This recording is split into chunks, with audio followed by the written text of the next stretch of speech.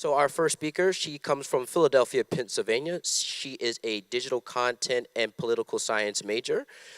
She will be talking about her experiences here at Penn State and what they have to do. Ladies and gentlemen, please give it up for our first speaker of the night, Sam Ruland.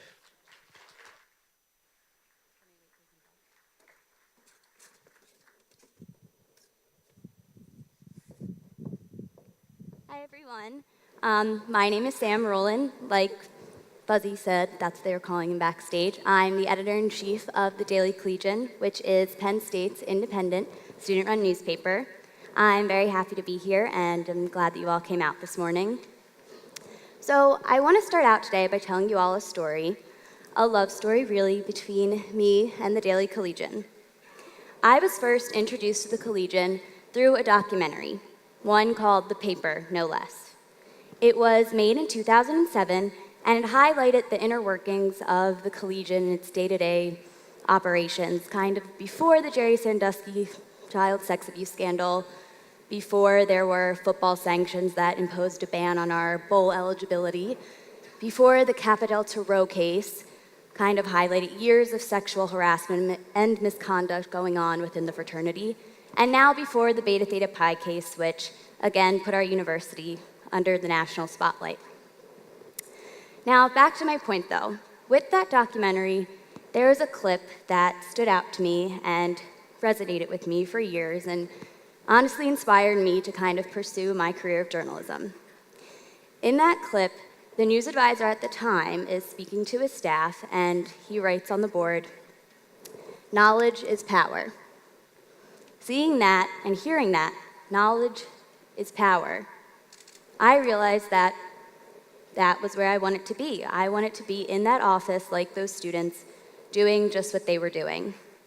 However, when I got to Penn State, that wasn't the Penn State that I came to. It wasn't even the Collegian that I came to. That news advisor, for one, had been long gone, and there was something else that I realized was gone. It was a trust in the media, which certainly was a gradual change, but it was also the students on campus finding utility in the news organization and in the Collegian, which was something that was truly baffling to me. And this is why that was baffling. These words are printed in our Constitution. Our founding fathers felt that freedom of speech and freedom of the press were so important that they dedicated our First Amendment to protecting those rights. So why is that a liberty that we take for granted so often? Last year, the Collegian produced 5,206 articles. That's 5,206 headlines. Now, I ask you, how many did you actually read? Not just look on Twitter, but actually read through the article. 10, maybe 20. I'll give you 30 maybe, but compared to that 5,000 plus, does that qualify you as an informed community member? Does that make you someone who's well involved in kind of the world around you? Penn State is our home. For most of us, 4 years of our lives goes on within this kind of state college Happy Valley bubble. So why aren't we kind of taking the necessary steps to make sure that we know what's going on around us? I want to point out some analytics from just the first the first week of this spring semester. One of our main headlines was this: Penn State fan buys James Franklin college pizza to fulfill promise. Now, this is fine and dandy. James Franklin, great man. Most of us would enjoy him. But does this headline actually matter? If you didn't have it, if you didn't see this headline, would you be missing out on some great knowledge that would affect your day-to-day life? No. Another story that was published the very same day was this one. Penn State student William Denton found dead in Miller Hall, coroner tells Collegian. Now, let me ask you, which headline do you think was clicked on more? I'm going to give you a guess, it wasn't this one. Now, that just shows that there's kind of a problem. We're not consuming necessary news and not consuming it enough. Now, also last year, a major headline that I think most of us saw was Penn State student, Beta Theta Pi fraternity member dies. Now, just like the other student death I referenced, that's a headline that's important, that's vital to Penn State's narrative. I think we all would agree with that. After all, the news shapes our perceptions. And Penn State isn't new to that fact, and as students are just involved in this community, we've experienced that. We've experienced the backlash of those perceptions, either going to a grocery store or wearing a Penn State t-shirt and having someone make a joke, oh, you know, like Joe Pa turned a blind eye, or now making a crack about our fraternity system. And for the most part, these perceptions, unfortunately, are kind of fair. Maybe not every time, and some of you might not agree with that, but those perceptions have formed because of the headlines.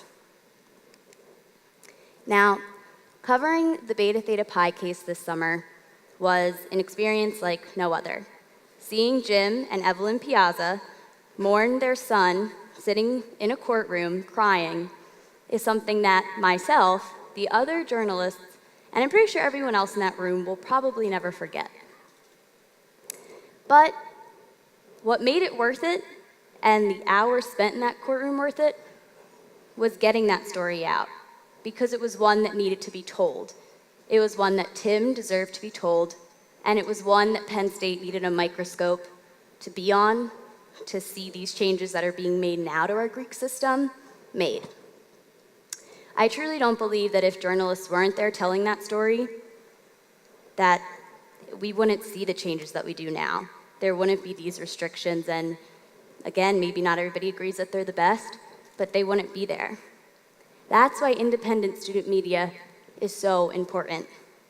That's why it's so important that the Daily Collegian is an independent, student-run newspaper. Because we have the ability to hold our administration accountable. We've done it for years.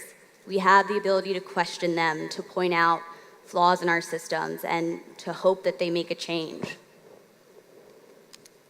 Now, the Daily Collegian's been called an incubator for journalists. And it kind of makes me laugh sometimes because I don't see it as that. It's the real deal. Just how you see major news outlets kind of looking at what's going on in our White House and trying to serve as a checks and balance system, student journalists do the same thing, but on a different scope, on a different level. It's in the student newsroom that they're getting in the trenches, they're learning, they're experimenting, they're getting the chance to grow. So, again, with why this is so important, is when we aren't doing this, we get distorted perceptions of reality. One of the distorted perceptions that I've seen since the Beta Theta Pi case was that students said that these restrictions were unfair. A student died, so to hear people say that this was unfair, it honestly made me ashamed of my fellow Penn Staters. Say what you want about unbiased reporting and how important that is, but to where do we put a value on someone else's life? This is a quote I got in an email response one time. I'm a senior, so I often get asked, what are you doing after college? What are you majoring in? I responded to the email and said, oh, I'm a print journalism major. And this was the response I got. The fall is near, and you're about to head into the best of times and the worst of times.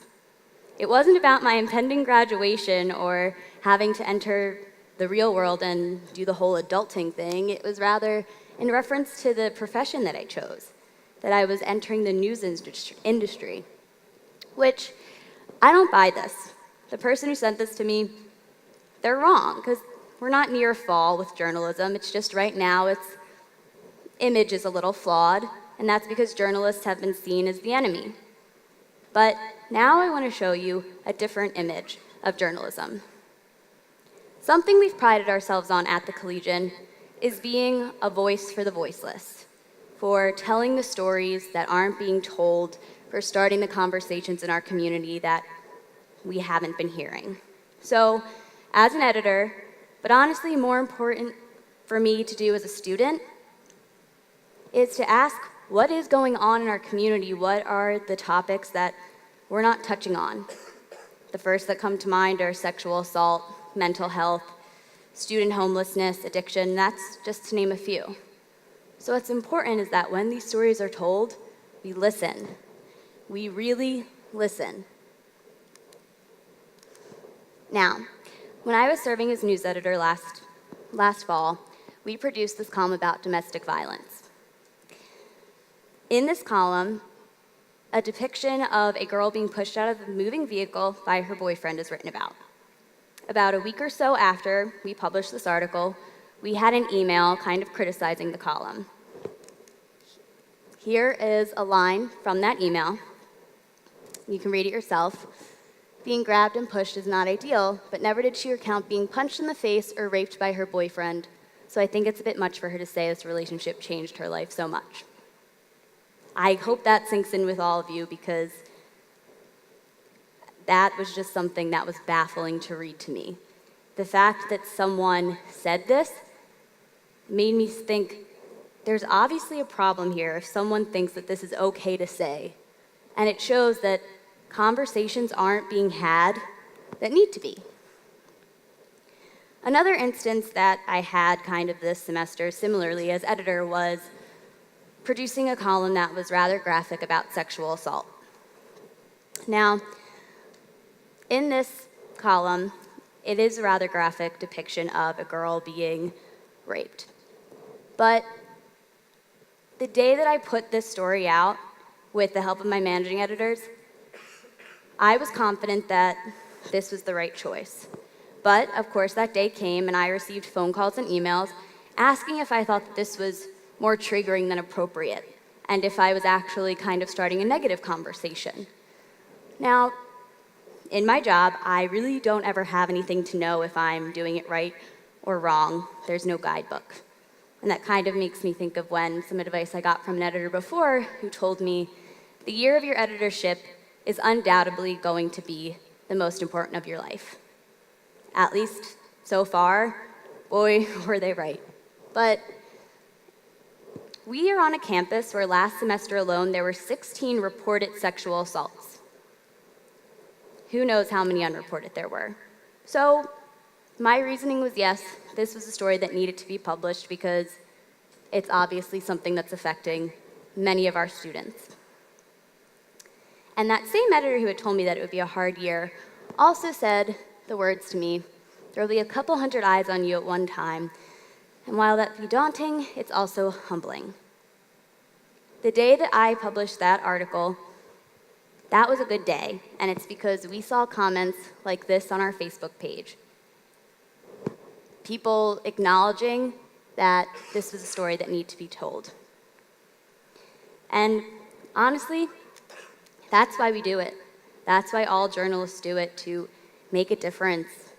Because words matter, speech matters. It's how we change the public perception. It's how we put new ideas in people's minds and give them different ways to view the world. So, what do I want you guys to take away from this talk? What do I hope happens after today? I hope that you check your perceptions about the media at the door and you take a chance. You pick up the paper, you read those headlines, you become an informed citizen. And not just for yourself, but for your community, because that is making a difference and it's helping everyone else around you. And I ask you to do this because, remember, knowledge is power. Trust me. Thank you.